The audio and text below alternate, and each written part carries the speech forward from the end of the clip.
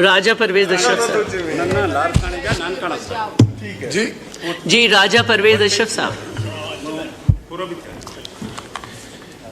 شکریہ madam chair person صاحبہ. میں آج ایک سنجیدہ سچویشن جو ہمارے اس خطے میں ڈیولپ ہو رہی ہے. آپ سب کے علم میں ہے کہ مری کی ایک بڑی منفرد جو ہے وہ حیثیت ہے ہمارے تمام شہروں میں. پورے پاکستان کے لوگ جو ہیں وہاں بطور ٹورسٹ ریزورٹ جو ہے وہاں جاتے ہیں اور ان کی وہاں پہ دلچسپی ہے. لیکن کچھ عرصے سے یہ سارا علاقہ کوثار کا جو ہے مری کا علاقہ جو ہے یہ ایک بڑی عجیب و غریب کیفیت سے دوچار ہے. وہاں کے باسی جو ہیں وہاں کے لوگ جو ہیں وہ سراپا احتجاج ہیں.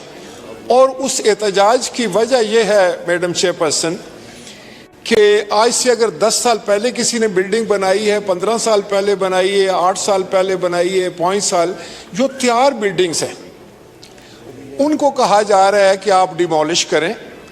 اور بدقسمتی سے ان کو اس حد تک تنگ کیا جا رہا ہے کہ لوگ جو ہیں وہ پھر سڑکوں پر نکلنے کے لیے تیار ہو چکے ہیں.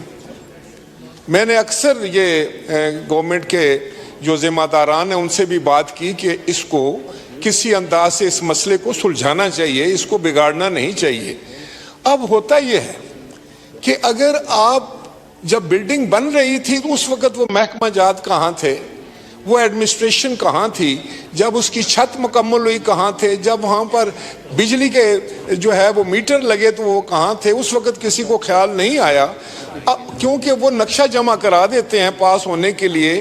اور ڈیمنگ کلاس ایسی ہے, لاء منسٹر صاحب ادھر بیٹھے ہیں, کہ اگر ایک خاص وقت تک آپ نقشہ کوئی اتھارٹی پاس نہیں کرتی تو اس کو پاس سمجھا یا تصور کیا جاتا ہے.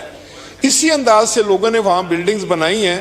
لیکن اس وقت میرے پاس جو ڈیلیگیشن آئے اور انہوں نے جو مجھے صورتحال بتائی ہے وہ نہایت تشویشناک ہے. وہ کسی وقت بھی یہ فلیئر اپ ہو سکتی ہے. وہاں لوگ اکٹھے ہوئے.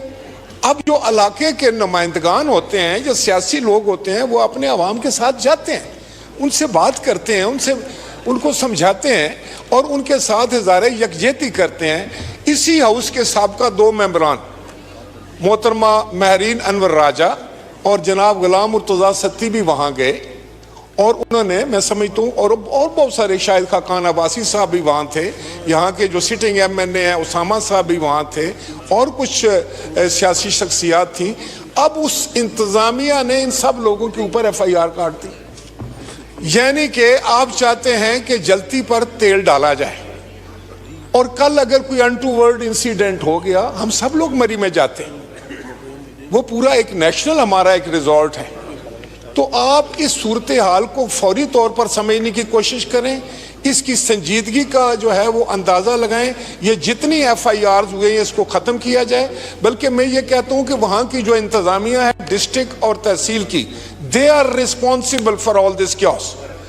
وہ ان کو تو چاہیے تھا مسئلے کو سلجھانا, ان کو تو چاہیے تھا لوگوں کو انگیج کرنا, ان کی بات سننا.